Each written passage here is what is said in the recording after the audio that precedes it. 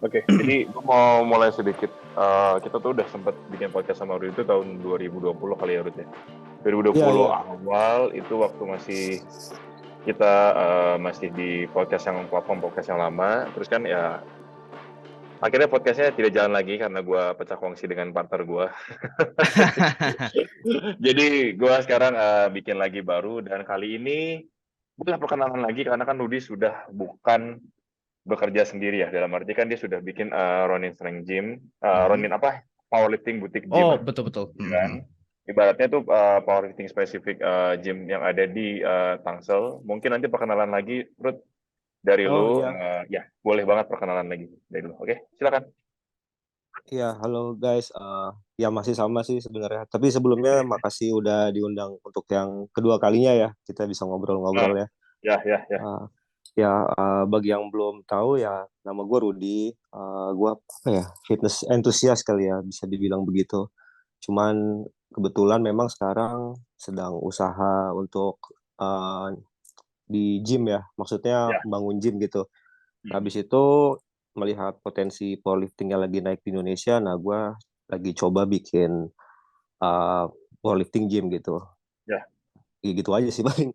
Nah, lu pekerjaan utama lu masih yang lama atau lu emang sekarang udah banting setir untuk bekerja di sini, Ruth?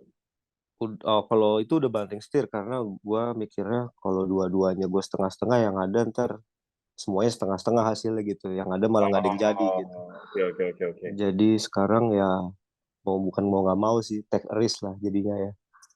Kayak baru gitu. Do or die lah ya, do or die. Berarti benar-benar Eh, lu full time lah ya di sini lah ya untuk iya, ngelola bisnis ini. Berarti iya, iya. dari segi latar belakang kan Rudy sendiri ini dari powerlifting ya. Dan sekarang udah benar-benar meluaskan sayapnya itu untuk masuk ke dunia bisnis kan. Ke dunia bisnisnya di mengelola gym dan bikin komunitas. Jadi kan di sebenarnya Genggola tuh di Roni itu ada komunitas powerliftingnya sendiri kan. Apakah itu Iya. hanya ada satu komunitas saja atau memang banyak ada komunitas lainnya? Oh, kalau komunitas sih sebenarnya bukan dari Roninnya ya, karena itu tribe yang kebentuk secara Ya. natural gitu. Jadi memang kan Mhm. uh, mainnya sama anak Soar ya. Soar itu Ya, komunitas yang Nextdoor. dulunya nge-gym di Golds, terus bukan gua bentuk karena Ronin, enggak, karena memang udah Mhm. kebentuk dengan sendirinya gitu. Dari dia Oke, latihan oke. bareng, terus tiba-tiba akrab aja sama saya, sama gua gitu. Terus habis itu ya udah jadi base camp gitu. Cuman untuk main bisnisnya gua sendiri itu jual alat karena Ronin Metalworks itu kan jual alat ya. Terus Ronin Strength Gym itu jadi workshopnya gitu. Nah, Mhm. cuman gue mikir sekalian kenapa nggak sekalian bikin jadi butik gym aja gitu. Jadi Yes. ada membershipnya. Ya Ya. lumayan lah buat tutup biaya operasional gitu ya dibandingin cuma jadi showroom gitu. Ya udah. Sure. Eh, tapi ternyata lumayan juga yang mau nyobain gitu, yang penasaran mungkin ya nge-gym di gym butik gitu. Ya gitu sih paling. Jadi Heeh. kayak sistemnya tuh kayak membership, terus habis itu kalau misalnya ada PT dan segitu segala macam, maksudnya Oh iya, PT-nya iya. lebih spesifiknya kayak lebih ke powerlifting atau emang general strength training? Powerlifting semua. Jadi Hmm. walaupun sebenarnya kita buka buat general strength training, tapi yang datang semuanya mau buat powerlifting. Ya itu udah jelas sih, kayak memang marketnya juga dibukanya untuk powerlifting kan. Gitu sih.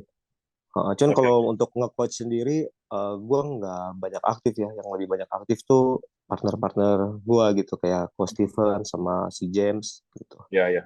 Heeh. Jadi emang emang di situ jatuhnya ya udah jadi kayak ya gym butik gym yang mengadopsi cara gym konvensional. Maksudnya ya ada PT, ada misalkan open membership kayak gitu-gitu kan. Nah, apakah emang Betul. ada orang lain yang kayak bisa join kayak, gue pengen ngajar di gym lu bisa nggak gitu? Atau Oh emang ada bagi boleh. hasil gitu kayak gitu? Jadi bagi hasil itu kalau dia mendapatkan member yang datang ke Ronin gitu. Cuma kalau dia bawa member dari luar, maksudnya bawa klien dari luar, itu nggak ada bagi hasil. Yang penting membernya itu bayar visit atau bayar bulanan aja. Oh, oke.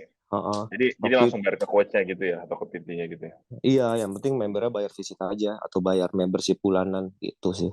Oke, Oh itu oke, oke. si Zia juga pernah datang ya. Terus ya dia mungkin mau, cuman agak jauh gitu ya. Cuman nggak apa-apa kalau misalnya ada yang mau latihan di Ronin mah. Oke. Jadi Iya. ini gue pembukaan sedikit ya, maksudnya biar orang juga Heeh. tahu oh ya Ronnie Sling Gym tuh Wrestling Gym tuh gimana konsepnya gitu kan, dan biar orang juga tahu. Nah, Iya. gue mungkin langsung jump into perkenalan udah, lu perkenalan tentang Ronin juga udah, dan kebetulan kan podcast hari ini tuh kita mau kayak debat, tapi bukan debat dalam arti kayak wah lu salah lu paling benar gitu enggak. Gue pengen tahu insight ataupun opini dari dua orang gitu kan nggak mungkin opini dari satu orang itu paling benar atau enggak opini satu lagi lebih salah gitu kan, karena Iya. basically di dunia fitness itu yang bukan gue tahu juga ya, maksudnya pengalaman gue itu agak sulit untuk menentukan oh si A itu paling benar si B paling benar ya kan, karena Iya. balik lagi di gue nggak tahu ini pernah nggak sih ada debat terbuka gini di Indonesia gitu loh, kayak dalam podcast kah dalam YouTube tapi dalam dunia fitness kan, karena so far yang gue lihat itu paling yang di luar kayak waktu itu Mike Shata sama Greg Hushen, ingat nggak yang Hmm. waktu itu sempat panas-panas. Nah Iya, kali iya. ini gue pengen coba tapi balik lagi jangan sampai kayak wah ya sih lu emosi gitu kata-katain enggak lah. Nah, gue Oh, cuma enggak lah. pengen dengar pendapat dari dua orang expertise yang berbeda. Oke, langsung topik pertama kemarin itu kan sempat ada yang gue tahu adalah semacam beda opini dalam membahas tentang experience versus evidence based knowledge kan. Karena kayak ada dalam satu titik lu merasakan kayak oke, lu sempat bikin apa ya story tentang apa yang kemarin lu bilang story belum lama ini yang lu bilang oh si Ben Yens itu terlalu banyak pakai mesin pakai isolation. Memang kan buang-buang waktu ya. Gue pun sendiri juga kalau ngajar klien gue buang-buang waktu banget tuh kalau misalkan gue kasih klien gue semuanya latihannya pakai isolation gitu kan. Tapi kan pendapat dari Christian Tibedo kalau lo tahu yang dari dia salah satu author dari T-Nation juga kan, dia tuh juga bilang lu mending pakai barbel aja juga karena kan ya balik lagi badan kita tuh nggak bisa bedain stimulus sebenarnya. Stimulus tuh mau lu latihan calisthenics, lu mau latihan powerlifting, lu latihan olympic weightlifting, bodybuilding, badan kita tuh nggak bisa membedakan. Nah, yang mau gue dengar dulu pendapatnya mau dari siapa dulu nih yang mau duluan? Rudy dulu apa Arwin dulu? Dari dulu lah, tamu dulu. Boleh dari Rudy dulu. Ya, gimana ya? Oke. Hmm. Jadi sebenarnya kalau gua sendiri ya, itu gua nggak masuk ke salah satu kubu ya, bisa dibilang begitu. Jadi gua bukan kubu yang dalam tanda kutip old school atau yang Ya, experience based ya. banget, Hmm. atau gua ada di kubu satunya yang evidence based banget gitu. Gua sih lebih kayak belajar atau ngambil dari semuanya sih ya. Terus gua bakal pilih menurut common sense gua yang menurut gua itu masuk dan bisa diaplikasikan. Ya. As simple as that sih sebenarnya. Jadi gue nggak menjadikan satu orang itu, let's say Ben Yens misalnya, atau Christian Thibaudeau itu, atau siapapun itulah, atau Mike Israel atau siapapun itu, seperti nabi gitu, yang harus Ya. kita ikutin semuanya, dan dia nggak mungkin salah. Gue nggak kayak gitu. Gue kalau menurut gue ada yang bisa gue ambil dan ini make sense, gue ikutin. Tapi kalau misalnya menurut gue ini nggak bisa diaplikasiin atau ini kurang kurang bisa di-apply lah di kehidupan nyata gitu ya, gue menurut gue bakal menyuarakan kalau itu uh, nggak buat gue gitu gitu sih. Ya, itu kan nggak works untuk lu sendiri atau nggak works untuk misalkan contohnya kayak orang-orang general population yang latihan. Menurut Oke, lo ini gimana? interesting sih. Jadi kalau misalnya pertama pasti buat gue sendiri dulu, baru habis itu ke orang di sekitar gue Nah, gitu kan. Jadi kayak gitu, pertama ke diri gue sendiri, kalau menurut gue itu nggak works, terus gue bakal bilang ke orang di sekitar gue kalau menurut gue ini nggak works gitu. Bukan nggak works sih, mungkin works, cuman menurut gua ini kurang bisa diaplikasikan, bahasa lebih ya tepatnya bisa gitu kali. dijelasin. Ya. Heeh, itu sih. Good point, good point. Kalau menurut lo gimana, Win? Jadi sebenarnya gue juga sama sih, kayak aliran yang bukan aliran, bahkan yang bisa dibilang kayak gue adalah orang yang kayak kalau mau lu mau lu compare dengan orang-orang lain di fitness industry, gue salah satu orang yang termasuk tidak seperti pada umumnya yang dimana tuh technicality itu number one. Bahkan justru bagi gue itu orang yang cukup random dibanding coaches sport tenis lainnya yang sangat-sangat technical gitu. Nah, tapi in a sense, kalau misalkan ya, let's say machine versus barbell and stuff, bla bla bla. Nah, kalau gue ini pandangan gue lebih ke arah gini. Kalau misalkan, let's say si figure A ngomong A, si figure B ngomong B, gue nggak akan langsung cuma sekedar like dan repost sih. Gue akan selalu menelaah, gue pengen lihat nih. Bahkan gue cobain dulu sebelum gue ini. Bahkan gue tunggu ke wait room, lalu kok oke, ini make sense, baru gue ambil. Dan biasanya itu tuh gue aplikasikan lagi, make sense gak nih orang ini untuk orang ini punya teori untuk diaplikasikan ke klien-klien lo. Itu kan balik lagi sebenarnya yang kita belajar adalah tool buat toolbox kita di mana kita bisa pakai untuk mengajar klien gitu loh. Either itu klien ataupun self coaches lah ya orang yang di coaching sama dia sendiri. Ya, Nah, jadinya balik lagi sih kalau misalkan emang dasarnya ini apa namanya, kalau emang ilmunya nggak bisa dipakai, ya tentu akan gue bantah juga. Bahkan kayak let's say kayak Ben Yens itu banyak banget orang yang baru baru tahu dia, baru tahu biomekanik langsung follow dia. Ya nggak masalah sih. Cuman menurut gue kayak banyak hal yang nggak make sense tuh. Jujur menurut gue belajar fitness apa ya namanya fitness knowledge mostly bukan dari orang-orang seperti Benias dan lain-lain. Gue belajar dari meme page sih, Certified Personal Truth. Jadi orang-orang yang teorinya sama sekali gak make sense, bahkan kayak Benias tuh pasti banyak ada banyak blundernya. Terus siapa lagi tuh si Paul Carter, Liveland Bank itu juga banyak. Bahkan Mike Israel sendiri pun ada blundernya juga. Even Greg Doucette yang semua orang suka. Kayak oh well, semua orang pasti ada blunder. Cuman yang jadi concern gue adalah um, apa namanya, lu harus inilah, lu sebagai coach atau orang yang self coach, lu harus bisa benar-benar mengconsider secara kritis, gitu loh. Kalau emang semuanya ditelaah, tapi langsung nggak difilter dan diambil, itu dodol. Tapi in a sense, kalau lu nggak punya baseline, lu nggak punya ilmu yang ibaratnya buat keep you in check gitu kayak, oke, dasarnya ini nih sebenarnya ada nih. Karena balik lagi kan research juga ada segala macam. Cuman balik lagi, research oke, tapi jangan lupa ini lapangannya ada. Karena lu tiap hari dipertemukan dengan banyak orang yang apa ya di luar kategori lah, let's say ya kan kayak PRI segala macam, lu ada orang dikategorikan sebagai A B C D E, cuman banyak orang yang di luar case dan ilmu makin berkembang. Dan ini gue udah ribuan kali ngomong kayak fitness industry itu kayak apa ya namanya bersimpangan sama medical and stuff, karena objeknya balik lagi human body kan, badan manusia kan, otomatis semua akan selalu berkembang.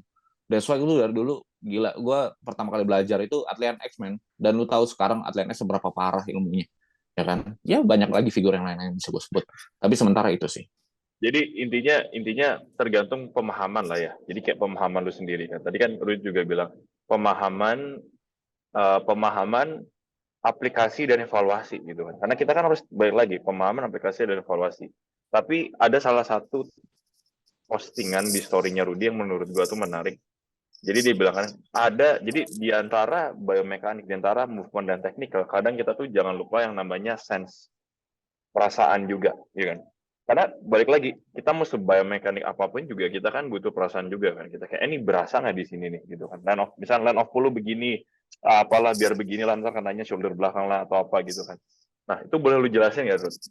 Secara lu elaborasiin nggak secara lebih kompleks lagi, karena itu kan menarik kan. Karena kan lu bilang, oh ya jangan lupa ada faktor yang namanya perasaan, ada lupa faktor secara psychological itu gimana gitu. Boleh lu jelasin nggak?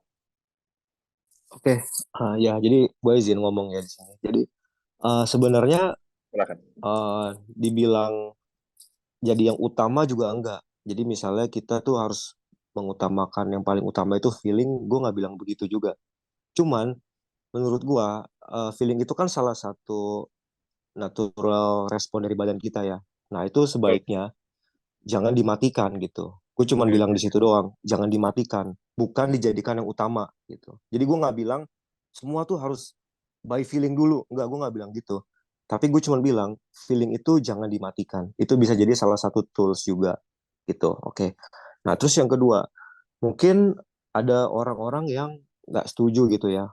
Ya gue nggak nunjuk siapapun di sini. Pokoknya misalnya ini sesuai dengan feeling gue, tapi mungkin secara biomechanics itu kurang optimal gitu atau nggak didukung oleh citation apapun gitu. Nah, menurut gue itu juga jadi abu-abu gitu. Apakah ini optimal atau enggak gitu kan?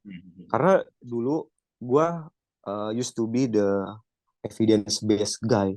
Tahu ya mungkin kalau lu follow gue dari zaman dulu gitu ya. Gue tuh orangnya dulu saklek banget sama yang namanya evidence based. Jadi kalau ada yang ngasih statement tapi dia nggak bisa bawa citation, Menurut gue itu bullshit dulu ya, dulu. Nah, jadi menurut gue dulu data itu lebih besar daripada feeling itu dulu. Tapi sekarang gue berubah gitu. Jadi gue nggak sama kayak pemahaman gue di zaman dulu tentang fitness gitu. Karena setelah gue jalanin selama beberapa tahun, kalau gue saklek sama yang namanya data, nah itu kayak ngaco jadinya, jujur aja gitu. Kayak contoh aja nih, gue ngambil salah satu case ya. Dulu itu ada yang namanya uh, untuk menilai suatu keefektifan exercise bisa dinilai dari EMG activation ya. Mungkin ini bahasanya agak agak Ya, ya, ya. teknikal ya. Cuman Ya, mungkin lu pasti harusnya pada tahu ya. Nah, EMG activation itu dulu gua kira itu untuk menilai feeling gitu. Ngerti nggak sih lu? Kontraksi otot. ya, ngerti ngerti. Nah, ya kan? Dulu ya, gua ngiranya begitu. Terus dibantah kan? Karena EMG activation itu bukan segalanya. Kadang ada exercise yang di EMG activation-nya itu tinggi, maksudnya dia grafiknya tinggi itu, kan dia dari elektro elektro ini ya, dari kelistrikan lah.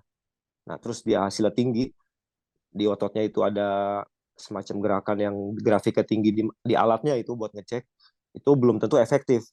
Nah, gitu kan. Nah, terus jadi itu bukan tools terbaik untuk menilai itu exercise optimal apa enggak gitu. Itu dulu gue ngiranya kayak gitu.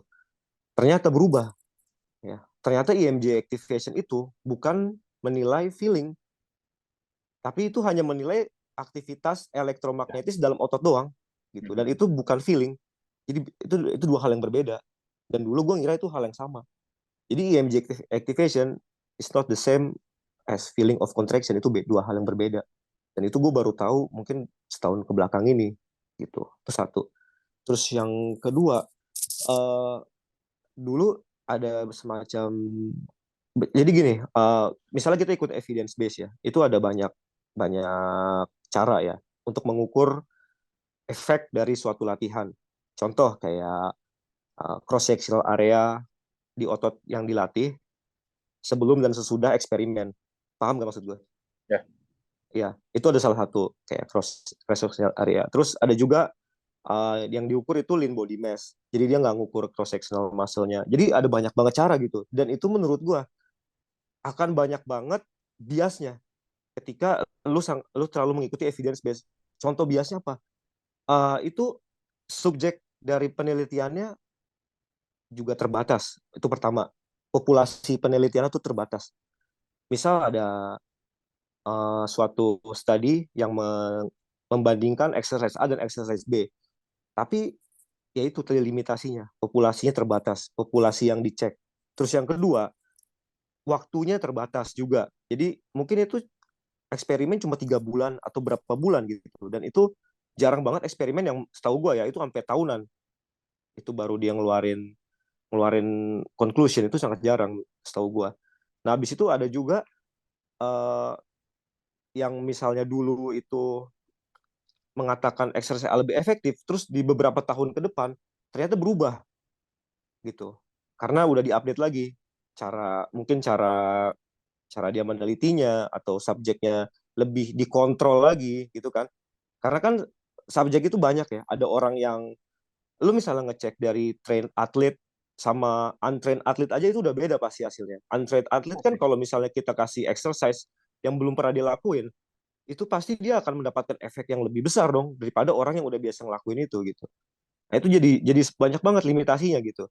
Terus belum lagi apakah benar-benar subjek yang diteliti itu benar-benar ngelakuin atau enggak.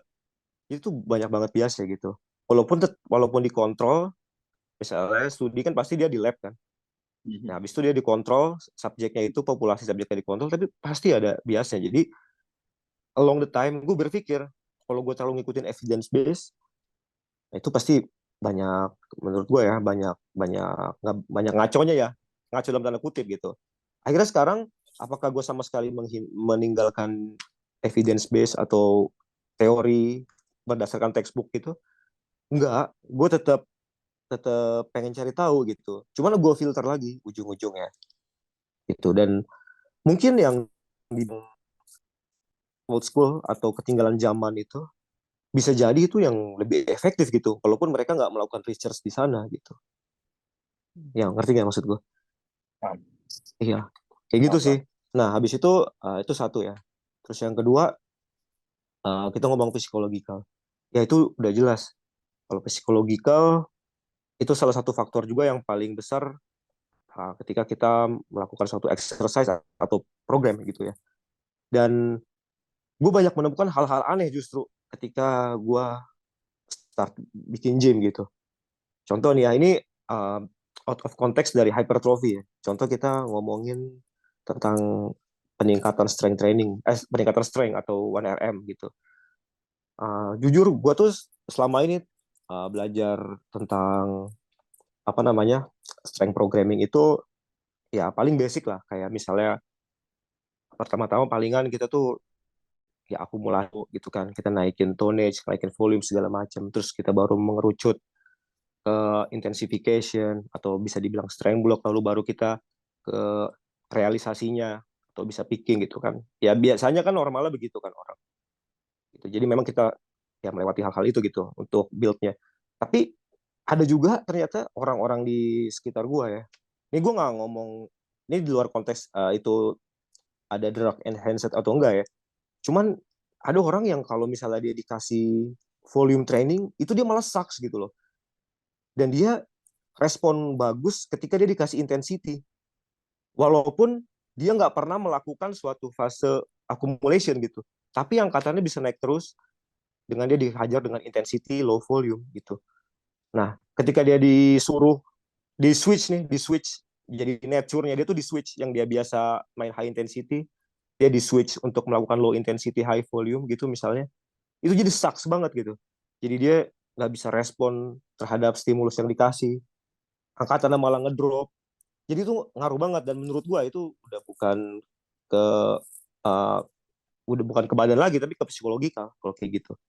Itu salah satu contoh aja kalau misalnya di strength training ya di strength aspek itu. Cuman kalau di hypertrophy juga sama mungkin. Ya, kalau misalnya ada suatu exercise atau apapun itu yang mungkin secara textbook itu sesuai ya. Mungkin ya kalau kita ngikutin textbook kan kita harus progressive overload segala macam, make exercise simple gitu. Kalau bisa kita ngelakuin exercise itu aja tapi berprogres repetisinya atau angkatannya in terms of kita buat progressive overload. Tapi ternyata enggak juga. Ada orang yang kalau dikasih exercise itu aja, dia disuruh targetin naikin tuh performa di exercise itu, dia akan jadi boring gitu. Dia butuh variasi gitu. Kalau nggak dikasih variasi, kayak dia jiwanya tuh ngelawan gitu. Ada juga yang begitu kan. Terus ada juga yang mungkin itu orang nggak bisa stick sama satu program for too long gitu. Jadi itu banyak-banyak banget aspek dan itu sangat-sangat luas gitu ya. Dan walaupun itu mungkin nggak sesuai dengan textbook atau in terms of progressive overload gitu. Mungkin latihannya jadi acak kadul, nggak jelas progresnya. Cuman dia senang gitu dan dia dapat progres di situ gitu kan. Soalnya hypertrophy progress kan measure susah ya. Looks doang soalnya kan. Nah, kayak gitu sih. Ya, ya, Tapi ya. kalau ya secara overall mungkin badan dia jadi lebih bagus atau gimana gitu. Ya, mungkin itu sih dari gua. Kalau dibilang yang barusan terakhir yang psychological itu ada textbooknya. Kalau lu pernah lihat, lu pasti tau lah neurotransmitter kan. Hmm. Neurotransmitter sama neurotyping itu tuh sempat dijelaskan. Emang ada teorinya. Jadi ada orang yang high on acetylcholine, adrenalin, GABA sama satu lagi apa, Vin? Gue lupa. Serotonin. Serotonin. Jadi ada beberapa orang yang emang tipikalnya emang programmingnya itu. Nah ini tuh gue sempat ngambil course-nya, ya kan? Gue ngambil course-nya dan ini tuh course-nya ini gue ambil karena gue menghadapi banyak klien. Gue menghadapi banyak klien dan klien-klien gue punya profil psikologi yang beda-beda. Jadi yang kalau bilang tadi itu ada tipikal namanya 1A. Dia tuh emang nggak bisa dikasih volume. Kalau lo kasih dia volume, genisnya akan stop. Genisnya akan stop, akan drop justru. Ini genis dalam arti bukan muscle mass atau apa ya, tapi kita ngomong overall dari strength-nya dan segala macam, gitu kan. Itu 1A.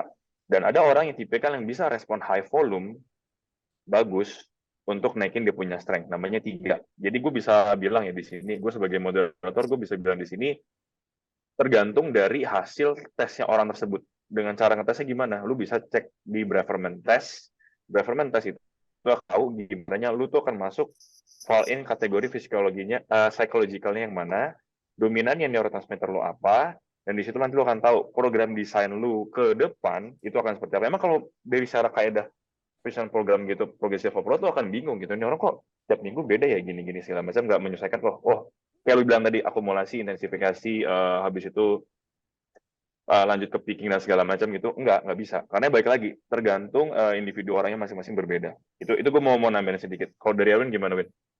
Oke, Pendapat? jadi mumpung gue belum lupa ya, jadi gue mulai dari hal yang gue setuju dulu nih. Tadi si Rudy ada sempat nyebut soal neurotype, yang menyangkut neurotyping lah ya, kayak lu nggak ada gak ada yang variasi, walau even lu progress lu bakal boring segala macam, itu make sense. Yes. Karena emang dasarnya itu gue punya beberapa klien yang seperti itu. Oke, dan gini, ntar gue lihat setan gue. Oh, oke, jadi kayak gini. Jadi kalau dari Rudy tadi bilang, dia itu kan ada soal yang kayak em, apa namanya? Aduh, gue bahas yang di mana dulu nih. Seru-seru semua soalnya. Jadi yang gini, bebas ya. yang neurotyping dulu aja ya. Jadi gini, Yang psychological. psychological dulu. Nah, yaudah, kalau psychological gini. Emang benar psychological adalah salah satu elemen dan bukan yang terpenting, tapi emang plays role. Tapi jangan lupa, doesn't mean kalau kita mengingat bahwa ada sisi psychological di dalam training, tapi kita nggak boleh lupa fundamentalnya. Yaitu apa? Training itu ada tiga chartnya jadi satu. Biopsychosocial. Oke, lu ada aspek biologinya yaitu secara teoritis, ada si psychologicalnya juga, ada si sosialnya juga. Emang mental tapi versi yang kayak sosial juga. Kayak dia bisa pressure-nya tuh jadi kencang banget kalau orang yang banyak nonton. Bahkan orang bisa down kalau gak ada yang nonton. Jadi itu Ya. ngaruh banget kayak ke hype-nya semua macam, adrenalin semua macam. Itu ada balik lagi ke otak lagi. Nah, soal kayak kenapa gue pernah sebut itu kayak total tonnage itu bakal bisa ningkatin strength karena itu teori awalnya emang seperti itu. Cuman karena dasarnya kayak tadi Sam sempat bilang itu kayak bocoran salah satunya. Gue juga punya beberapa klien. Contohnya salah satunya Sam actually, yang orang yang nggak bisa handle repetisi di atas 6. Bahkan untuk lift yang dia sangat forte-nya dia itu. Kayak let's say dips, dia 6 ke atas udah rusak deh, bukannya apa ya, rusak dalam artian hancur banget ya, cuman kayak di luar standarnya dia aja gitu. Nah, balik lagi semua itu experience juga kan. Nah, ini nyambung ke experience lagi. Nah, kalau soal experience, kita nggak bisa bilang cuman kayak, oke, ini berdasarkan apa namanya pengalaman gua dan gua kasih ke orang segala macam. Beberapa mungkin make sense, tapi nggak semuanya akan seperti itu. Balik lagi, kenapa gue selalu bilang data over feelings? Karena gini, kalau kalau lu mau breakdown, data itu apa? Data itu adalah kumpulan hasil research, benar nggak? Hasil research itu datangnya dari apa? Dari feedback orang. Feedback orang datangnya dari feeling. Karena dasarnya feeling itu kayak apa ya? Input data yang belum diproses, yang belum ditelaah secara langsung gitu, sampai berkali-kali lipat diteliti apakah benar, apakah akurat seperti itu. Jadi kayak data itu adalah hasil akhir. Jadi data itu bukanlah cuma tulisan di buku, tapi itu hasil dari pengerjaan beberapa research gitu. Dan seperti yang tadi Rudy bilang, tadi kan emang ada makin apa ya, makin berkembangnya zaman pasti research makin bagus, makin bagus, makin bagus, makin di lock karena naiknya budget dari ya let's say university. Dan itu pernah bahas di podcast Adham sama si siapa gue lupa tuh, Om Rizaf. Nah, Coba Isaf. jadi tuh ya balik lagi sih kayak kalau mau dibilang feeling matters ya pasti, tapi doesn't mean you have to ignore any other factors gitu. Bukan berarti juga lu nggak apa ya ngilangin yang lain, bahkan mengecilkan proporsinya aja tuh udah nggak make sense. Sekarang balik lagi tiga fenomena tadi, bio, psycho, social, and then apalagi kita di Oke, paling sementara itu dulu deh. Nanti kalau gue inget.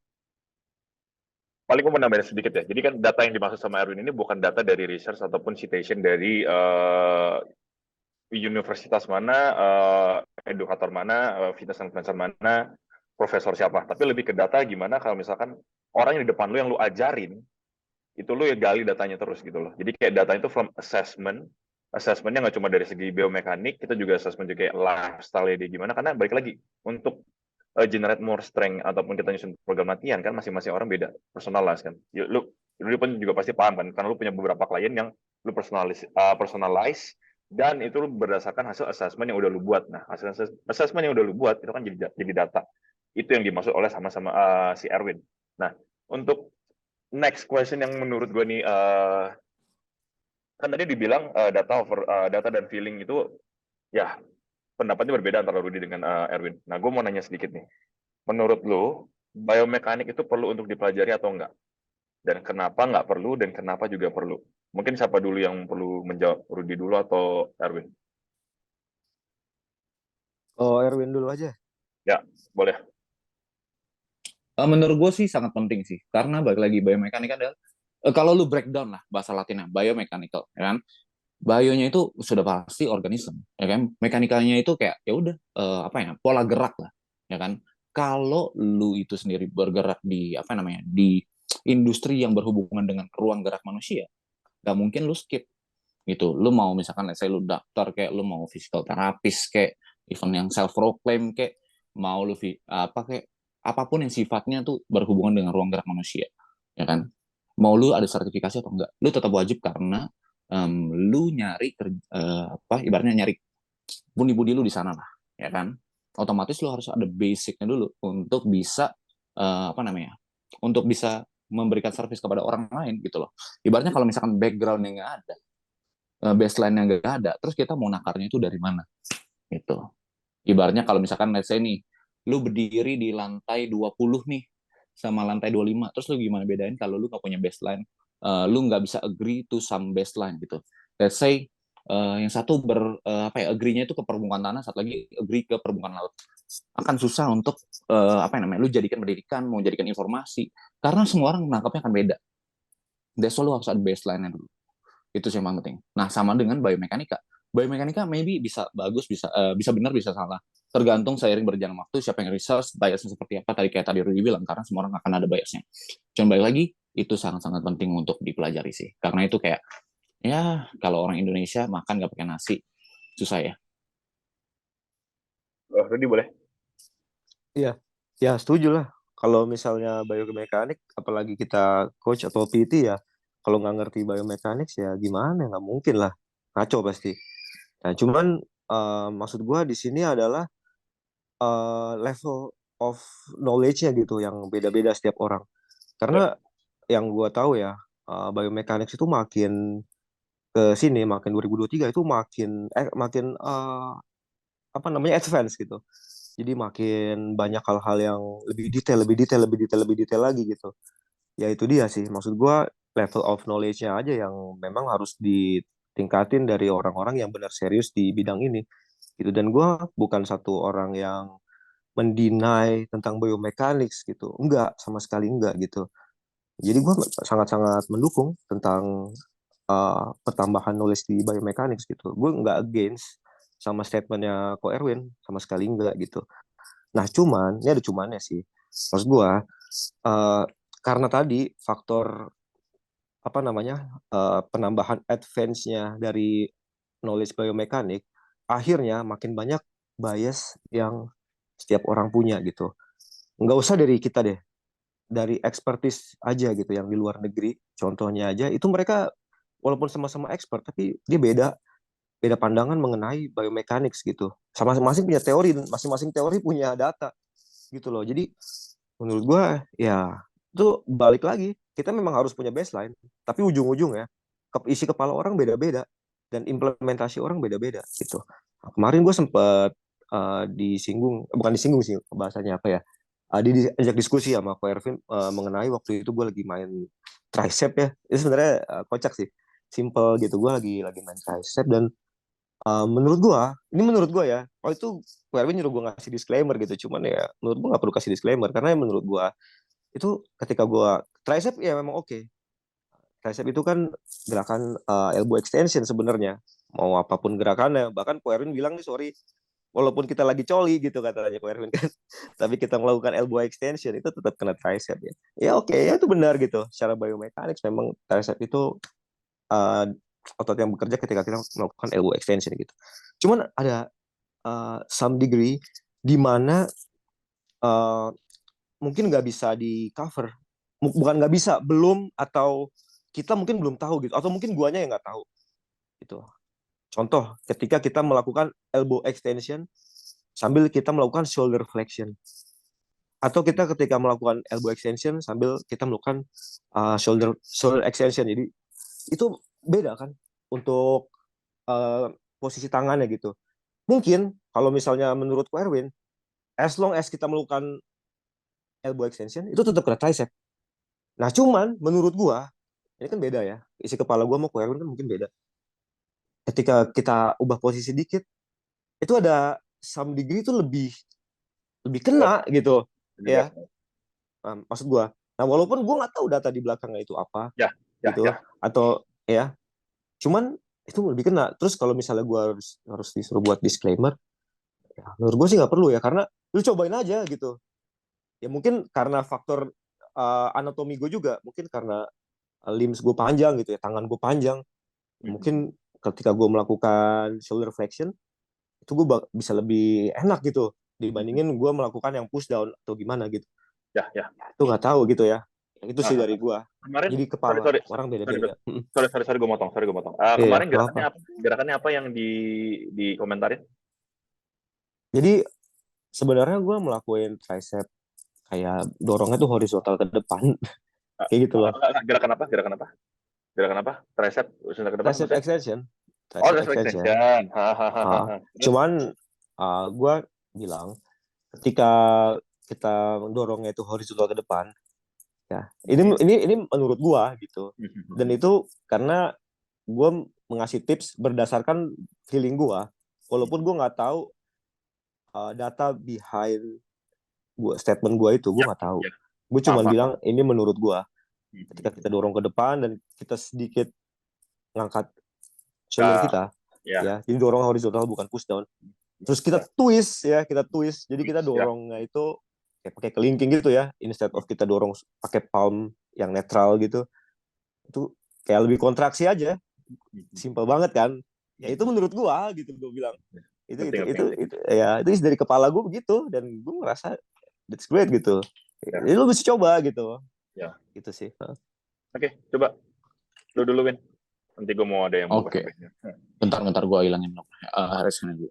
Oke, jadi to keep the record straight, jadi tuh gue emang benar kayak meng-call out itu. Cuman masalahnya adalah gue nggak bilang bahwa kalau apa yang dilakukan dia itu nggak kena tricep sama sekali. Make sense sama kena tricep, emang apa yang namanya? Lu beda position, lu ada shoulder flexion, shoulder extension, lu itu mentarget area tricep yang berbeda. Tapi di sini maksud gue gini, kalau lu punya setup yang lebih gampang, kenapa cari yang susah gitu? Kayak itu satu. Kedua kan orang mau cari yang simple, dan variasi banyak banget, kayaknya nggak harus membuat ribet gitu lagi. Kayak balik lagi, tadi aduh postingan siapa ya barusan tuh, ada difficult exercise, if it seems difficult bukan berarti itu lebih bagus. Oke. And then yang kedua adalah yang terjadi, yang didebatkan di sini adalah si shoulder flexion, elbow flexion dilakukan di saat adanya shoulder flexion. Nah, balik lagi, mau degree-nya berapa sebenarnya nggak terlalu signifikan banget gitu loh. Yang penting adalah di posisi shoulder flexion kah, netral kah, extension kah, gitu. Mau mediumnya beda atau sama, sama aja, karena ujung-ujungnya yang attachment dipakai adalah ditaruh di kabel. Dan kabel itu lu mau tarik ke arah mana, gravitasinya nggak akan berubah. That's why gue pakai kata-kata tersebut gitu loh. Dan dasarnya juga gue lihat, kalau gue mau ngecek lagi, jadi bentar-bentar gue coba track back aja ya biar nggak salah ya. Oke. Nah, kalau mau dibilang ini lebih berasa di sini, dan kemarin tuh gue jujur udah lupa. Intinya gue lihat kayaknya ini udah misinformasi banget sih. Bukan fatal, cuman kayak ya maybe it applies to you. Emang benar mungkin kayak faktornya limbsnya berbeda, limb-nya bla bla bla. Tapi sepemahaman gue nih, ini bukan textbook, ini sepengalaman gue handle klien, gue sendiri, gue handle beberapa atlet juga yang sudah stage-nya udah bukan amateur lagi gitu loh. Seingat gue, yang bikin sensasi otot berbeda saat lu melakukan gerakan apapun itu bukan limb length, tapi yang perlu gue tanyakan adalah sebenarnya kan arah serabut otot itu bisa kelihatan kalau lu udah getting leaner kan, bener gak? Nah, kayak ini gue foto tricep gue sama foto orang tuh pasti lu pernah sempat lihat nih kayak lean banget sama lean-nya lu tuh segimana. Nah, kalau lu notice emangnya arah serabut lu itu arahnya beda atau gimana kalau boleh tahu? Oke, ini suaranya putus-putus, cuman gue sempat dengar beberapa ya. Jadi gini, kalau ditanya arah serabut ototnya atau muscle fibernya, jujur gue nggak tahu, dan gue nggak merhatiin. Gitu. Cuman ini kan kita bukan debat ya, maksudnya diskusinya itu tentang shoulder extension versus shoulder flexion pada saat kita melakukan elbow extension kan, atau posisi shoulder ketika kita melakukan elbow extension kan kata lu itu semua sama gitu. Nah, oke, ya Bentar, mungkin bentar. Gue nggak bilang itu sama. Ah, terus Gue bilang itu shoulder extend angle dan lain-lain dengan kabel yang sama, itu tetap akan sama. Jadi gue nggak Putus-putus, Win. Bentar, Win. Putus-putus. gue Wait, jadi wait, wait. saksi, jadi jangan diputar-putar. Thank you. Oke, wait. Video lu enggak, putus-putus. suaranya putus-putus. Suaranya Udah, putus-putus. bentar ya. Suara lu masih putus-putus. Gimana tadi? Lu nggak bilang apa Udah, tadi? udah. Gue nggak dengar. Apa-apa? Udah belum? Jadi gue nggak Udah. menyamakan tricep extension atau elbow flexion yang terjadi di saat shoulder flexion sama shoulder extension itu hal yang sama. Yang gue bilang sama adalah di saat lo melakukan shoulder flexion, degree-nya kecil sama gede, beda minimum sama medium. Tapi kalau lo misalkan pakai kabel yang quote on quote mendefy gravitasi, itu akan sama aja. Gue nggak menyamakan kabel tricep extension dengan shoulder flexion, yang gua nggak samakan itu dengan posisi shoulder extension. Jadi jangan diputar-putar. Dan itu ada Sam yang sebagai saksi sama Babam juga.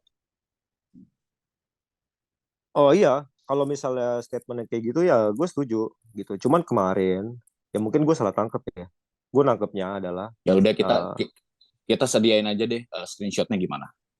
ya boleh. Salah. Ya. Halo, kedengeran nggak suara gua? Ya. Nah, jadi di sini kan lu lihat Wah. kan, gua itu bilang bahwa gak ada yang berbeda di saat lu menggunakan rope, mau warna kemana, segala macem. Karena saat terjadi shoulder flexion, itu tuh gak ada bedanya lu mau overhead kayak lu mau di depan badan, lu taruh ke badan lu ke belakang kayak, itu gak ada masalah karena sama-sama shoulder flexion gitu loh. Di mana gua ada, boleh disebut gak, gua ada tulis di mana gak ada shoulder extension. Enggak. Maksud gue Nggak boleh dilihat dulu nggak Sam? Ya. coba tuh baca dulu dah. Ya. Oke. Ya. Ya, gue tahu. Oke. Jadi kayak gitulah. Kalau dari gue sendiri ya, gue mau coba menengahi. Jadi kayak sebenarnya tuh rasa atau nggak berasanya muscle itu tuh tadi selain limb dari seseorang itu juga pengaruh juga kayak akses seseorang itu dalam range of motion dari sendinya. Kalau misalkan dia ada limited di shoulder extension, misalnya dari sananya badannya udah rib cage-nya udah menutup gitu. Mau dipaksa pun atau gimana pun dia nggak akan susah untuk berasa untuk di shouldernya karena badannya udah begini duluan. Jadi kalau gua mencoba menengahi dari diskusi kalian berdua itu balik lagi berasa atau nggak berasanya itu tergantung dari kemampuan individu satu dan lainnya untuk bisa mengakses ruang gerak sendi. Karena balik lagi beda-beda. Mungkin dari Rudy, oh dia berasa karena dia emang punya kemampuan untuk bisa kayak gitu, Win. Maksudnya dia punya range of motion di badannya yang bisa mengakses, oh dengan begini bisa. Tapi ada beberapa orang yang menurut Erwin, oh nggak perlu gitu aja udah berasa. Kayak gitu sih. Itu aja sih. Kayak menurut gua simpelnya biar nanti misalkan pendengar melihat atau mendengarkan akan kayak oh ya baik lagi tergantung individunya masing-masing gitu. Feeling pun juga harus ada, tapi baik lagi kita harus ada textbook biomekaniknya, kita harus tahu nih si orang ini bisa nggak mengakses range of motion dari shouldernya itu gitu loh. Kalau nggak bisa ya mau di gimana pun juga nggak akan berasa. Same thing sama orang misalkan lu ketemu orang nih, lu ketemu klien. Kita kan memang harus kalau misalnya ngajar seseorang, oke, sekarang misalkan lu lagi squat, berasa nggak squats-nya gitu.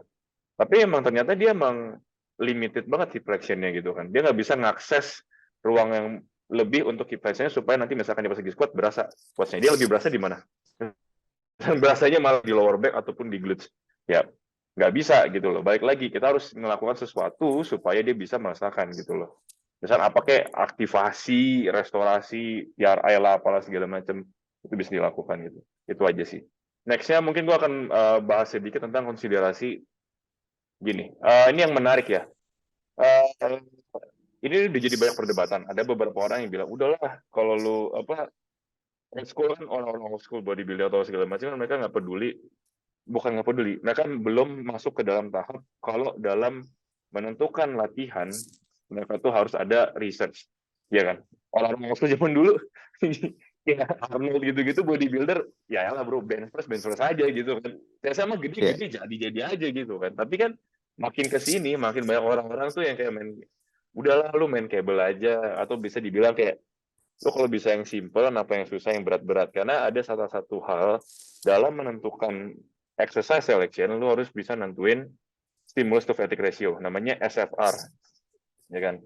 SFR itu apa? SFR itu adalah lo memilih jenis exercise mana yang bikin stimulusnya lebih besar ketimbang fatigue gitu. Jadi kayak lu lebih milih mana nih, barbell, main mesin, atau main cable gitu.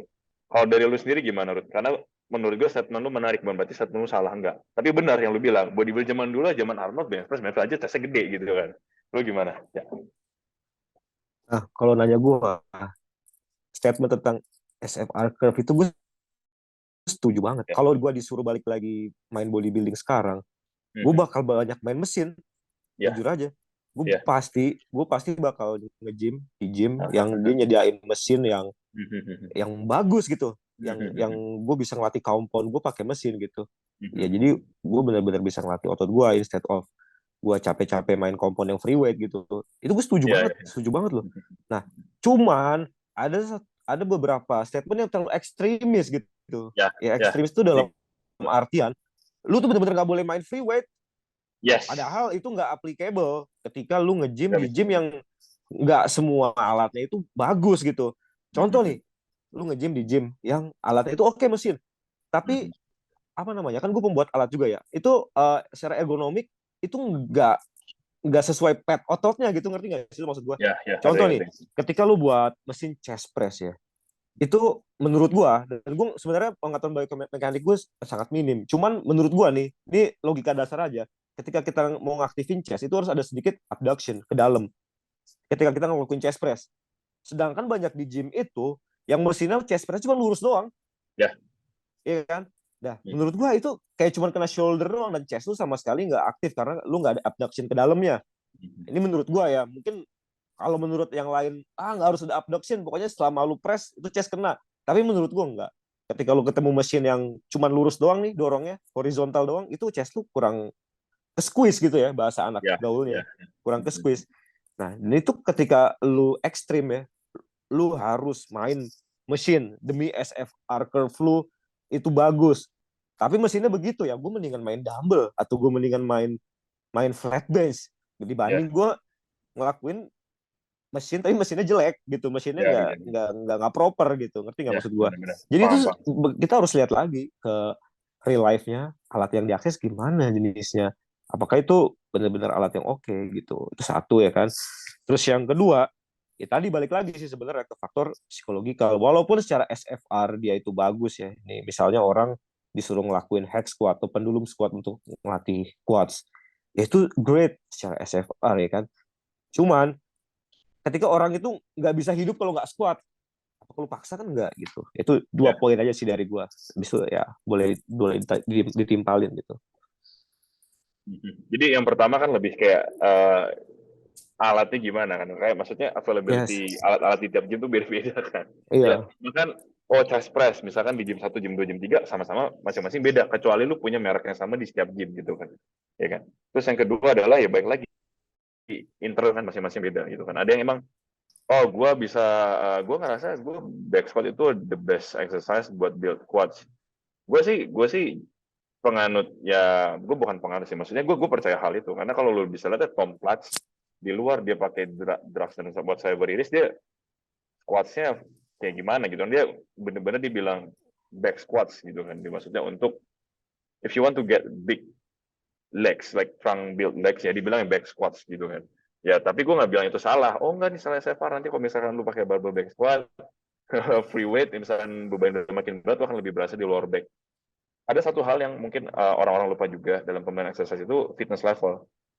Semakin orang itu intermediate, advance, dan makin ke dia ke elite skill, berarti kan dia bisa pushing more weight. Tekniknya makin bagus, less likely untuk tekniknya breakdown. Makanya bisa dibilang, oh menurut dia, tapi nggak juga lah, stimulus gue lebih gede juga pakai back squat, bisa-bisa aja ya. Mungkin dia elite level gitu loh. Elite level yang tekniknya udah bagus, bener-bener bisa control everything, stimulusnya cuma ke quads gitu, ataupun ke glutes doang. Quads dan glutes nggak keluar back. Itu sih kalau dari gua. Kalau dari lu gimana, Win? Hmm. Soal SF harusnya sih ini udah jadi basic semua orang punya ya. Tapi apa namanya? Paling yang perlu gue timpalin adalah gini. SFR emang perlu banget, dan emang jujur, gue juga bukan orang yang anti compound. Kalau lu lihat di story gue juga semua, bahkan gue udah nggak powerlift, gue powerlift masih. Ya cuman rekreasional aja gitu. Cuman yang lucunya mungkin rekreasional tapi bisa jauh di atas orang yang terprogram aneh gitu ya. Nggak tahu, mungkin maybe I'm on drugs, I don't know. Paling itu ya segways. Jadi gini, selain SFR kita juga perlu banyak faktor lagi, seperti SFR, SR-nya juga, ya kan, recover atau enggak, itu udah pasti. Apakah junk volume atau enggak, ya kan? Udah gitu, jangan lupa free weights itu kan nggak, apa namanya, nggak cuman si barbell compound doang kan. Nah, banyak juga barbell bahkan lu bisa jadiin apa namanya, sifatnya isolation, lu bikin landmine setting semua jenis lu bisa lakuin gitu loh. Tergantung apa yang ada di akal lu aja sih. Maksudnya Betul. knowledge-nya sampai sana atau enggak. Kedua, tadi gue mau bahas apa gitu tadi. Um, about si ini loh, apa namanya Sam? Yang kemarin kita bahas sama Coach Dibia tuh, si ini, si Ben Yens. Ben Yens itu jujur gue nggak suka banget sih. Karena kenapa? Dia itu sangat menggeneralisir, dan gue tahu banyak banget yang suka karena dia itu sifatnya kayak melarang barbel bla bla bla karena mesin. I don't like him as well. Karena emang statementnya tuh emang buat jualan aja gitu loh. Ya. Tapi balik lagi, selain SFR kita juga butuh yang namanya tuh si ini, aduh gue sampai lupa sih namanya tuh. Aduh, gue sampai lupa nih. Ah, HTMU, high threshold muscle apa? Head transfer motor Ya ya unit. ya. Ya ya Ya, ya, head motor motor unit. unit.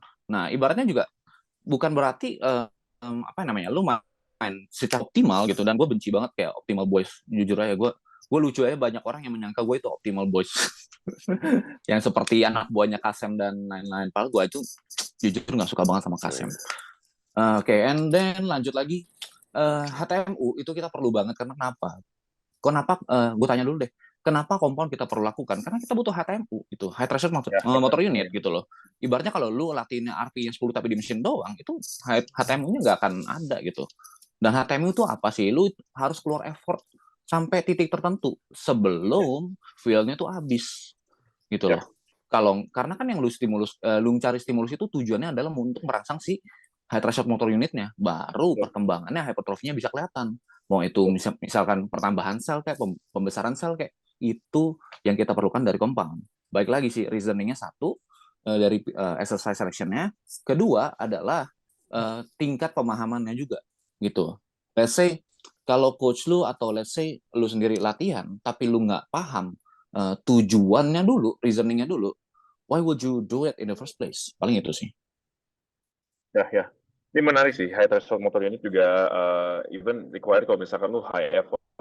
Kalau nggak salah ya, gue sempat baca tuh high threshold motor unit itu sekitar dari 5% startingnya, sampai at least 95 lah, 95% lah. Itu salah satunya kan. Dan jadi kalau menurut kalian nih, pribadi, preferensi, biar orang-orang yang dengar, menurut kalian misalkan tujuannya untuk general population, general strength training, apa yang kalian suggest dalam menentukan exercise selection berdasarkan SFR-nya? Apakah kalian free weight aja lah, machine isolation dan segala macam? Apa? Nah, sebelumnya gue mau thank you nih. Ini akhirnya gue nemuin suatu jawaban ya dari State Erwin tentang threshold motor unit. Karena dulu gue pernah bikin tips ya di YouTube tentang exercise selection. Itu tuh udah lama banget ya, zaman 2016 mungkin. Buset. Itu gue, Sama Farad Fitness iya awal-awal iya, kali ya? iya Ya, iya, ya. betul. Gue mensuggest lu kalau mau bagus ya, maksudnya mau cepet jadi gitu ya, bahasa gampangnya, lu main free weight, gue bilang gitu. Terus banyak yang komen dong, apa alasannya gitu kan? Bukannya kalau pakai mesin lebih stabil gitu-gitu. Dia dulu gue belum ngerti nih. Ya pokoknya main free weight. Soalnya dulu gue pribadi gue main Smith machine chest gitu ya. Apapun itulah gue pakai Smith machine. Terus gue switch ke free weight itu gainsnya jadi lebih pesat gitu. Ya gue dari situ gue ngasih tipsnya. Tapi gue nggak tahu reasoning di belakangnya. Nah, dengan Erwin ngasih statement high threshold motor unit berarti kejawab. Jadi kalau main ya kan, atau lu main compound yang bukan mesin, itu lu nggak hit itu TMU tadi. Ya itu jawabannya. Jadi kalau ditanya gimana gue rekomendasiin orang-orang general population untuk extra selection, yang pertama, kalau gue pribadi ya, ini personal ya, ya Ya nggak lu apa-apa. belajar free weight. Gue masih sama seperti kayak dulu, lu belajar free weight. Even lu mau bangun otot, atau even lu mau jadi strength yang spesifik, free weight dulu instead of machine, ya kan? Karena mesin tinggal dorong-dorong doang. Tapi kalau free weight lu selain ngelatih tadi apapun itu high TMU dan lain-lain, lu ngelatih skill, lu punya skill Yes. untuk mengeksekusinya gitu loh. Karena kalau cuman pakai mesin, ya mungkin lu butuh skill, cuman ya mungkin nggak sekompleks lu punya skill di eksekusi free weight gitu. Ya itu sih kalau dari gua. Mantap. Dari lu, Win? Soal apa dulu nih? Soal apa dulu? Tadi kan udah Yang statement gue tadi. tuh barusan. Oh, lu statement kayak misalkan lu untuk Gen Pop gitu, apa yang lu suggest? Oh, yang paling gue suggest. Yang suggest sih sebenarnya nggak usah exercise terlalu banyak lah. Apa nggak usah terlalu banyak. Lu harus exercise seperti ini. Paling gampang sih satu. Kalau nggak mau pusing mikir, lu cari coach yang kompeten. Udah gitu aja sih. Sama gue mau nambahin lagi sedikit ya. Ya, boleh. Jadi tadi mungkin statement gue ada yang kurang ya. Nanti Ya. mungkin dengar ngiranya, wah si Rudy ini bener-bener maniak free weight. Kagak, Ya, enggak. Maksud gue apa. kalau kalau untuk awal suggest gue untuk Gen Pop ya, lu nanya buat Gen Pop kan, ya itu free weight dulu gitu ya. Cuman setelah lu bisa atau pernah ya merasakan gerakan free weight, habis itu ya lu bisa cari exercise yang enak gitu maksud gue untuk Ya. kayak SMA curve tadi gitu kan. Terus juga apa namanya, setelah lu udah tahu gimana caranya latihan dengan intens, itu jadi modal buat lu. Karena kebanyakan orang zaman sekarang itu yang kayak si Erwin bilang the optimal guy ya, maksud gua tanda kutip, itu mereka jujur banyak banget yang kayak gitu, tapi intensitas latihannya sangat rendah gitu loh. Ya jadi dengan mereka belajar yang basic dulu, mereka tahu cara push to the limit, akhirnya mereka tahu cara latihan dengan intens gitu. Terus yang kedua, ini tambahan lagi dari gue secara personal adalah, ini mungkin agak unik ya, tapi gue suggest latihan itu berdasarkan bukan biomekanik, ya mungkin nyambung ke biomekanik juga, tapi lebih ke anatomi sih. Anatomi itu Ya. dalam artian tuh lu harus tahu struktur badan lu, karena ini mungkin salah satu kesalahan gue yang baru gue sadarin tuh akhir-akhir ini setelah gue 10 atau 12 tahun fitness gitu, yaitu anatomi lu tuh matters banget untuk exercise selection. Gue dari dulu sampai sekarang, gue sangat bingung kenapa back gue dominan, chest gue dominan, tapi arms gue dan quads gue tinggalan banget. Sedangkan gue udah latihan untuk ngejar itu mati-matian. Dan di sisi lain temen gue yang latihannya mungkin ya niat nggak niat tapi lebih jadi gitu ya, mungkin selain genetik tapi ternyata ngaruh juga di anatomi yang gue pelajarin. Akhirnya gue dapet reason ya, karena setiap kebingungan kan gue selalu cari reasonnya kan kenapa gitu. Betul. Nah ternyata memang ngaruh ketika gue itu ternyata baru sadar ketika gue ngelakuin powerlifting. Gue blessed di long limbs, jadi arms gue panjang, jadi kalau deadlift tuh lebih bisa gampang gitu ketimbang gue bench press. Nah ternyata ketika kita main hypertrophy atau main gerakan pulling ya, itu memang ketika kita main back, range of motion jadi lebih panjang. No wonder back gue lebih dominan, chest gue lebih dominan juga ketika gue melakukan gerakan pressing. Tapi ketika gue ngelakuin gerakan bicep curl dan elbow extension, ya akhirnya akan susah. Dan sama halnya ketika gue pribadi ngelakuin squat. Squat gue sangat susah. Gue udah berusaha, kenapa? Karena femur gue panjang. Jadi Ya. ya mungkin kemarin di Magnus lihat ya, gue squat tuh sampai bener-bener paha gue nyentuh dada itu masih dikasih merah. Karena femur gue panjang, gue udah squat tapi kayak gitu aja masih susah gitu. Akhirnya ketika gue berusaha gedein quadricep gue dengan gue ngelakuin squat, itu salah menurut gue, nggak tepat. Dan dari dulu gue ngelakuin squat buat gedein quadricep gue, akhirnya ya quadricep gue sangat ketinggalan. Ya, mungkin kalau orang yang punya femur panjang kayak gue bisa stimulus ke quadricepnya mungkin pakai mesin lebih oke gitu ketimbang ngelakuin back squat yang gue lakuin bertahun-tahun buat gedein paha gue gitu sih. Cuman kebalikannya kalau orang yang femurnya pendek itu dia mau back squat kayak Tom Platz, lu lihat itu femurnya pendek banget makanya di squat bisa upright banget. Nah akhirnya no wonder ketika dia back squat otot yang kerja semuanya mau dominan di quads, back dia nggak kerja banyak gitu, beda sama orang yang femurnya panjang kayak gitu sih menurut gue. Jadi anatomi itu penting ketika lu milih exercise selection, apalagi Betul. buat hypertrophy gitu. Ya. Iya itu sih. Mungkin mau gue tambahin sedikit ya. Anatomi tadi kan kita ngomong soal apa kayak limnya panjang lah apalah segala macam. Tapi satu lagi yang perlu tadi udah gue singgung adalah gimana caranya seseorang tersebut mengakses range of motion dari sendi-sendinya masing-masing. Nah, jadi gue nggak tahu lu pernah baca ini apa enggak ya, Ruth? Atau mungkin kayak coach lu pernah cerita. Jadi kayak gini. Jadi ada pengaruhnya antara posisi pelvic dan posisi ribcage lu. Jadi kalau misalkan Iya. ada orang yang dominan pelvicnya anterior, terus dia punya ribcage kebuka, which is wide gitu loh, kayak badannya wide gitu, itu akan sangat-sangat susah untuk gerakan-gerakan squat. Ya, Karena dia betul. secara nggak langsung hip flexion-nya limit, tapi in a sense, in a way, dia untuk gerakan kayak hinge dan gitu-gitu segala macam lebih mudah. Jadi kayak, oh dia buat build hamstring-nya lebih bagus, buat build glutes-nya lebih bagus. Nah, ada juga orang kebalikannya, dia narrow rib cage-nya, kayak badannya tuh kayak dari segi rib cage-nya badannya begini, terus pelvic-nya dia posterior. Nah, orang kayak gitu biasanya build for squat. Karena mereka dari secara hip flexion-nya bagus, pas lagi dia squat, dia bisa dalam gitu. Jadi hal-hal seperti itu juga mempengaruhi. Jadi selain anatomi, tapi kalian juga harus tahu juga kayak gimana caranya seseorang tersebut dari posisi rib cage, tulang rusuk, dan posisi pelviknya itu tuh gimana starting point-nya. Bisa nggak sih dibenerin supaya dia bisa bener gitu, posisi nanti squatnya jadi lebih bagus atau gimana? Bisa aja dengan cara merestorasi range of motion yang dia hilang di sendi-sendinya tersebut. Misalnya dia hilang di hip flexion, gimana caranya untuk restore hip flexion-nya? Oh dia hilang di hip internal rotation kayak missing berapa derajat, oh gimana caranya improve internal rotation kayak gitu. Itu sih tambahan dari gua. Mungkin ada yang mau nambahin? Iya, itu bener Eh, banget sih.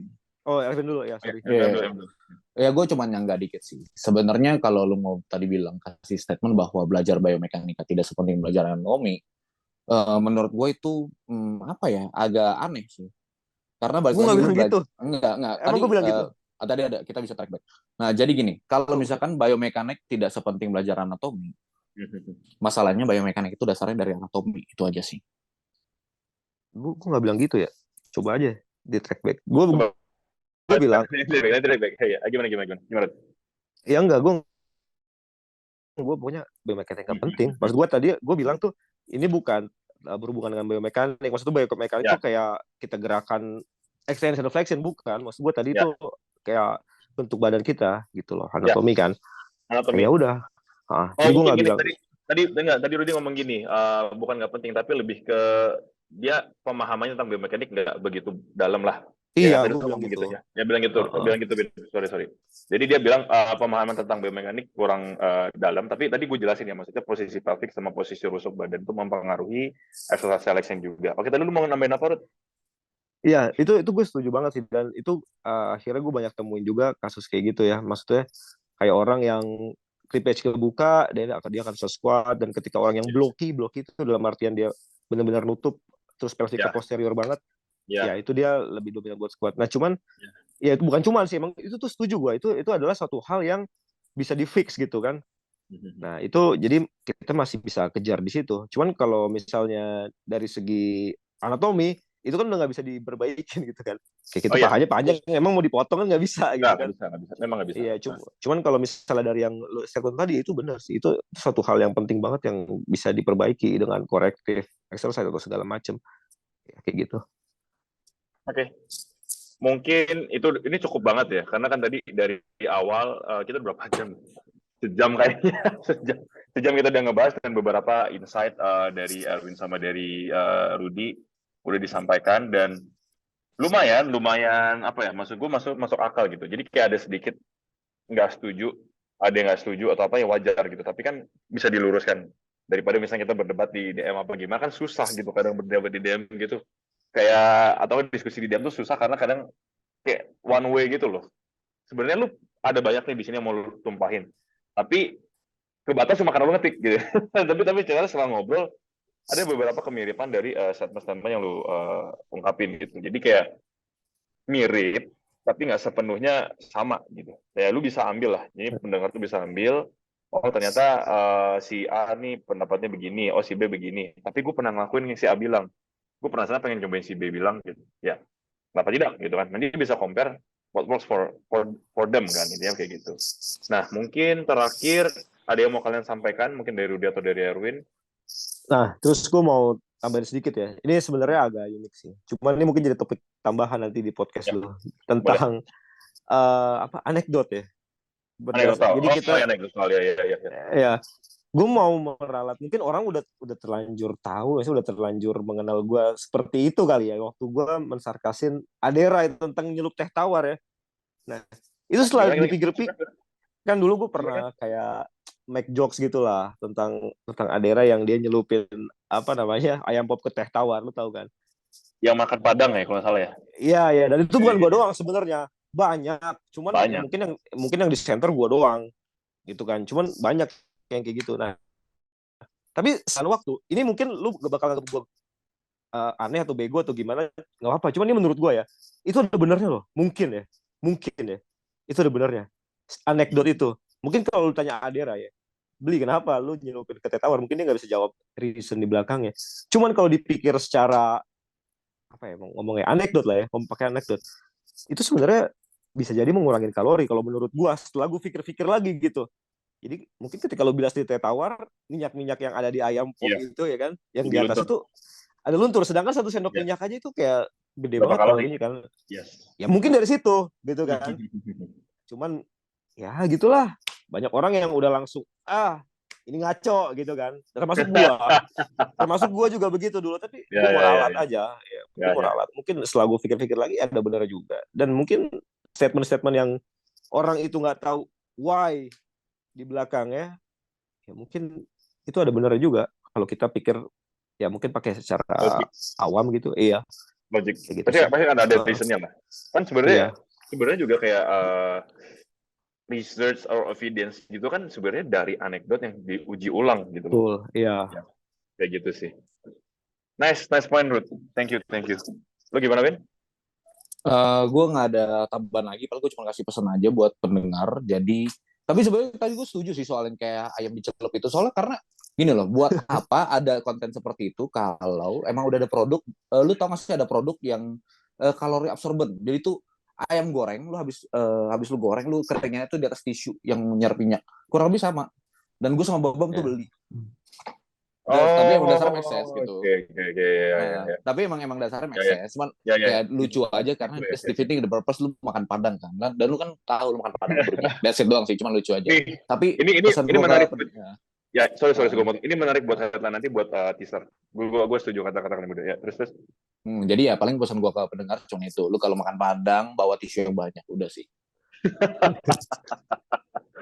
Buat ngelapin minyaknya ya. Tapi ya sebenarnya ada cara simple kan. Simple ya udah, lu nggak usah makan Padang aja apa gimana gitu kan. Tapi ada beberapa orang ya kalau dipikir secara simpelnya kan, lu nggak usah makan Padang. Tapi ada beberapa orang yang pengen ribet tetap bisa makan Padang. Nah caranya adalah kayak gitu. Oke, terima kasih waktunya Ruth buat malam ini. Terima kasih juga untuk kooperatif. Kita nggak ada kayak emosi-emosi apa gimana. Nanti gue berusaha meluruskan. Jadi kayak mungkin ke depan kita misalkan ada kesempatan lagi kita bisa bikin podcast, atau misalkan lu bilang, gue pengen dong buat topik ini atau gimana. Seru karena ternyata emang ya kalau dipakai buat diskusi gini lebih enak gitu. Kayak gue bilang tadi, ngetik tuh di ini lu udah banyak nih, tapi yang ngetik yang cuma kirim di chat tuh berapa doang gitu loh. Jadi ya better ini kayak gini tuh lebih seru gitu loh. Lebih ternyata emang nggak ada hard feeling atau gimana. Tapi ya terima kasih sekali lagi untuk kooperatifnya. Mungkin sebelum mau ditutup ada yang mau sampaikan juga Bam terakhir? Ya untuk teman-teman yang mau reach out ke Lurut mungkin bisa cek Instagram lu di mana? Trudy Sektio. Trudy Sektio ya, dan juga gym lu apa namanya? Ronin Strength Gym. Ronin Strength Gym. Instagramnya apa? @Ronin Strength Gym. Ya. Iya. Oke. Itu aja kalau begitu. Thank you teman-teman yang udah dengerin dari awal sampai akhir. Jangan lupa juga untuk cek platform Instagram kita di @410x dan di TikTok kita juga 410x, dan juga di Spotify kita Pre-Workout Podcast, dan juga di YouTube ya, yang paling penting di YouTube nanti kita bakal rilis full semuanya di @410x di Pre-Workout Podcast ya. Itu aja, thank you semuanya, Rudy, Erwin, Sam, dan sampai jumpa di episode berikutnya. Thank you semuanya, bye. Bye.